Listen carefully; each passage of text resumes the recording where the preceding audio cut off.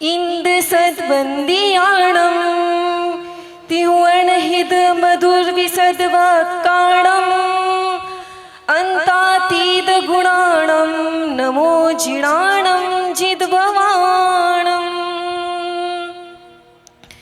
सीतान्तंक्य कविश्रेष्ठं प्राकृताचार्यमच्युतं विद्यावाचस्पति सौम्यं वंदे सन्मतिनंदनं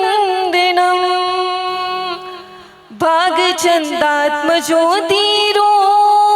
मूल प्रिय जितेन्द्रिया मूलोत्तर गुणाढ्याश्च जियात सुनील सागरं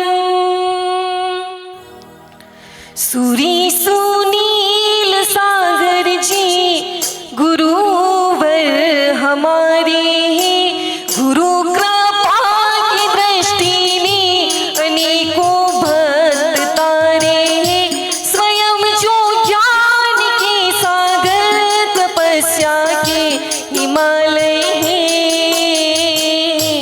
वही गुरुवर हमारे जो हारे के सहारे हैं वही गुरुवर हमारे जो हारे के सहारे हैं मेरे गुरुदेव को दुनिया तपस्वी संत कहती है भक्त की टोलियां मिलकर उन्हें अरहंत कहती है जगत में और भी उनको बहुत कुछ लोग कहते हैं मेरी श्रद्धा मेरी भक्ति उन्हीं अरहंत कहती है मेरी श्रद्धा मेरी भक्ति उन्हीं अरहंत कहती है। बड़ी भक्ति के साथ श्रद्धा से साथ जयकारा लगाएंगे। बोलिए प्रथम तीर्थंकर आदिनाथ भगवान की, बोलिए चिंतामणि पारेशनाथ भगवान की, बोलिए वर्तमान शासन एक महावीर भगवान की, बोलिए परम पूज्य मुनि कुंजर आचार्य शिक्षण आदि संघ जी महाराज की, तीर्थ भक्त शिरोमणि आचार्य शिक्षण महावीर कीर्ति महाराज की, परम पूज्य आचार्य शिक्षण विमल सागर जी महाराज की, परम पूज्य तपस्वी सम्राट आचार्य शिक्षण सन्मति सागर जी गुरुदेव की, परम पूज्य चतुर्पट्टाधीश वासनी शिरोमणि राष्ट्र गुरु आचार्य भगवान श्री सुनील सागर जी गुरुदेव की। बोलिए आचार्य संघ की। कहते हैं कि दुनिया में 4 तरह के लोग होते हैं। आप सोच रहे हो कि कौन से 4 तरह के लोग होते हैं? पहले नंबर के वो लोग होते हैं जिन्हें कुछ चाहिए। कहते हैं ना कोई लोग कुछ बोलते कुछ तो चाहिए। दूसरे तरह के लोग होते हैं कि कुछ चाहिए। कौन से होते हैं दूसरे तरह के लोग? कुछ चाहिए। और तीसरे तरह के लोग होते हैं कि हमें तो बहुत चाहिए। और जो चौथे तरह के लोग होते हैं वो क्या कहते हैं कि हमें कुछ भी नहीं चाहिए। बंधु, जिसको कुछ चाहिए उसको कुछ मिलेगा, जिसे कुछ चाहिए उसे कुछ मिलेगा, जिसे बहुत कुछ चाहिए उसे बहुत कुछ मिलेगा, लेकिन जिसे कुछ भी नहीं चाहिए इसका एग्जाम्पल आपको देखना है, साक्षात देखना है तो आचार्य भगवान के जीवन को देख लो। जब अपने गुरु सन्मति सागर के साथ रहते थे तो कुछ नहीं चाहिए, अपना ध्यान अध्ययन करते थे, अपने शिवम को इतना बढ़ाते गए, अपने गुणों को इतना विकसित करते गए कि जब चुनाव आया कि चतुर्पट्टाधीश किसे बनाए, इतने सारे शिष्य इतने होनारे, तो किसको चुना? किसको चुना? आचार्य भगवान श्री सुनील सागर जी गुरुदेव को चुना। ऐसा ही सुंदर राणापुर जैसा एक गांव था। धर्मात्मा लोग थे, श्रद्धावान लोग थे, विनयवान लोग थे, वैयावृत्ति प्रेमी लोग थे। उसी नगर में एक राजा रहता था और एक सेठ रहता था। सेठ भी बड़ा धर्मात्मा था, धनाढ्य था, लेकिन एक बार क्या हुआ, राजा के मन में क्या आया कि इसके धन को लूट लिया जाए। राजा ने सेठ को बुलाया और कहा कि मेरे 3 प्रश्नों का उत्तर दो, नहीं तो इस नगर को छोड़ के चले जाओ। राणापुर के वासी, आपके मन में भी कोई प्रश्न है क्या? आचार्य भगवान हाँ चतुर्मास कर ले, या किसी एक रत्न का चतुर्मास, ऐसी भावना तो करते ही है, भावना करने से तो पुण्य बढ़ता है, परिणामों की विशुद्धि होती है। तो ऐसे ही उस राजा ने सेठ से 3 प्रश्नों का कहा कि तुझे 3 प्रश्नों का उत्तर देना है, नहीं तो नगर को छोड़ के चले जाओ। सेठ बड़ा मुश्किल में, राजा को क्या हो गया, इतना अच्छा है, धर्मात्मा है। तो सेठ ने पूछा कि राजन आपके क्या प्रश्न है? तो राजा ने कहा मेरा पहला प्रश्न है कि मैं कब तक जीवित रहूंगा। मेरा दूसरा प्रश्न है कि मेरी इस सारी पृथ्वी पर कितने दिन में परिक्रमा लगाऊंगा। और मेरा तीसरा प्रश्न है कि मेरे मन में क्या चल रहा है। बताओ राणापुर के वासी, आपके मन में क्या चल रहा है? क्या चल रहा है?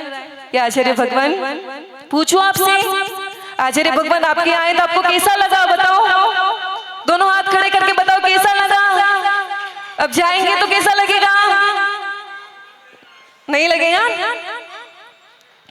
तो 3 प्रश्न उन्हें पूछे तो सेठ को लगा, एकदम आश्चर्यचकित हो गया कि बोले 3 प्रश्नों का उत्तर देने के लिए तुम्हें 15 दिन में देता हूं, नहीं तो तुम नगर छोड़ के चल जाना। अब सेठ बड़ा परेशान, लेकिन धर्मात्मा था, गुरु भक्त था, गुरु के पास जाता था। उसने क्या किया, एकांत में बैठ करके अपने गुरु का स्मरण किया। गुरु साक्षात प्रकट हुए, उन्होंने कहा तू चिंता मत कर, तू जाके सेठ के पास जा शांति से, कुछ भी नहीं होगा। फिर वो शांति से अपने गुरु का स्मरण करते हुए राजा के पास सेठ गया। तो सेठ ने पूछा राजन पहला प्रश्न क्या है? तो राजा ने कहा कि मैं कब तक जीवित रहूंगा। तो सेठ ने कहा जब तक तुम्हारी मृत्यु नहीं आ जाती है तब तक तुम जीवित रहोगे। बोले दूसरा प्रश्न कि बोले कि सारी पृथ्वी पर कितने दिन में परिक्रमा लगाऊंगा। राजन, सेठ कहता है राजन यदि आप सूर्य पे बैठ जाओगे तो 24 घंटे में पूरी पृथ्वी पर परिक्रमा लगा लोगे। बोले तीसरा प्रश्न, बोले कि मेरे मन में क्या चल रहा है। तो सेठ ने कहा कि आपके मन में चल रहा है कि किस तरह राजा का सर धन लूट करके उसे नगर से निकाल दूं। तो कहने का मतलब है कि जो भी गुरु का स्मरण करता है, आप लोगों ने भी पहले बहुत कितनी भावना पाई थी कि आचार्य भगवान हमारे नगर में आए, तो आज आपकी भावना पूरी हुई ना। जहाँ आचार्य भगवान सिर्फ एक आहार करने वाले थे, लेकिन आपका सौभाग्य, आपकी भक्ति, आपकी श्रद्धा, आपका समर्पण, आपका विनय कि आचार्य भगवान ने आपको 3 दिन का सौभाग्य दिया। ये वो मुद्रा है जब मैंने प्रवेश के दिन देखा, जब आचार्य भगवान वहां से प्रवेश कर रहे थे। जैन तो क्या, जैन लोग भी अपने इस पावन मुद्रा के चरणों में मस्तक झुका रहे थे। और जो युवा गदा लेकर, जैसे राणा युद्ध में जैसे युवा होते हैं, वीर होते हैं, वैसे कि यहाँ समाज है अपने भावों में वीरता है। मुझे आज भी वो प्रसंग याद है जब आचार्य भगवान 14 जनवरी को कहाँ थे, गिरनार जी। आचार्य भगवान को तीर्थ संरक्षक कहते हैं। क्यों कहते हैं? क्योंकि दूर हजारों पैदल किलोमीटर की यात्रा करके तीर्थों के संरक्षण के लिए, कैसे भी तीर्थों का बचाव हो, तीर्थ की सत्ता बनी रहे, जैनों की सत्ता, उनकी विभूति बनी रहे, इसलिए 14 जनवरी को गिरनार जी में प्रवेश किया था वहां पे। और 38 दिन का प्रवास रहा था वहां पे। और वहां पे क्या हुआ था, धवला पुस्तक की वाचना हुई थी। उसमें आचार्य भगवान ने एक सुंदर श्लोक पढ़ाया था धवला पुस्तक का। सिय गया भसमिह पशु मारुड़ सुर वही मंदरिंदु मणि खदी उदंगम सरिसा परम पै विमग्गया साहू। सिंह मतलब क्या, प्राकृत का शब्द है। सिंह मतलब शेर। यदि मान लो कहीं तुम जा रहे हो, रास्ते में वो शेर आ जाएगा तो क्या करोगे आप? बताओ क्या करोगे? राणापुर की आत्माएं क्या करोगे? भाग जाओगे, पसीने पसीने आ जाएंगे, डर जाओगे, भयभीत हो जाओगे, आकुलित हो जाओगे। लेकिन इसी पंचम काल में ऐसे भी संत थे, मुनि कुंजर आचार्य आदि सागर जी महाराज, जो जंगल में जब ध्यान करते थे तो उनकी गुफा में शेर आ जाते थे तो डरते नहीं थे, वो भागते नहीं थे, अपनी साधना में लीन रहते थे। तो शेर भी उनके चरणों में आकर के मस्तक झुका देता था। तो क्या कहा है उसमें कि संत साधु का पराक्रम कैसा होता है? सिंह के समान होता है। कैसा होता है? सिंह के समान। गज गज किसको बोलते हैं? हाथी को। आपने हाथी को कभी चलते हुए देखा है? कैसे चलता है वो? अपनी मस्त चाल में चलता है। अपनी चाल में इतना मस्त हो जाता है, इतना मस्त हो जाता है, पीछे कुछ लोग भोगते हैं, कुछ बोलते हैं तो वो उसकी परवाह नहीं करते हैं। वैसे ही जब दिगंबर संत साधु किसी नगर से विहार करते हैं, किसी गांव से विहार करते हैं, किसी शहर से विहार करते हैं, किसी कॉलोनी से विहार करते हैं, कुछ अज्ञानी लोग भी होते हैं, उनकी निंदा करते हैं, तो वो अपने मन को आकुलित नहीं करते हैं। ऐसा ही बहुत सारे प्रसंग अगर मैं सुनाने बैठूंगी तो शायद समय कम पड़ जाएगा। नीरा मार्ग का प्रसंग है, कुछ गुंडे लोग आकर के आचार्य भगवान पर प्रहार करने लगे तो उन्होंने कुछ कहा क्या? नहीं कहा, बस अपनी आत्म साधना में बैठ गए और सब कुछ अपने आप, सारा उपसर्ग अपने आप सिमट गया। ऐसे ही हमने तो रास्ते बिहार में देखा कि आचार्य भगवान चल रहे थे, दो युवा लोग स्कूटी चला के जा रहे थे और क्या गाली गलौज करके जा रहे थे। अब सोचो ऐसे परिणाम थे, आगे जाकर उनका एक्सीडेंट हुआ और जब आचार्य भगवान वहां पे पहुंचे तो उनके मन में इतनी करुणा कि उन्होंने कहा जाओ उनके हॉस्पिटल लेके गए जाओ। सोचो इतनी करुणा, इतनी दया, इतनी भावना आचार्य भगवान के मन में। चाहे कोई शत्रु भी हो तो उनके प्रति भी उनके मन में क्या है? करुणा भाव है। कहते हैं दिन में सूर्य का, रात्रि में चंद्रमा का और नक्षत्र में ग्रह का। और आचार्य भगवान सुनील सागर जी गुरुदेव का राणापुर में आने का बड़ा ही क्या है? बड़ा ही महत्व है। बहुत सौभाग्यशाली आत्माएं आचार्य भगवान के इतने प्रसंग है कि सुनाने बैठे तो कह नहीं सकते। उनका जीवन इतना विशाल है, उतने गुण ही उतने महान है कि कैसे शब्दों में अपने पास इतने शब्द नहीं है। हे गुरुदेव आप तो सूर्य हो, हम तो किरण है, आपके गुणों का वर्णन करने में हमें वो ताकत नहीं है।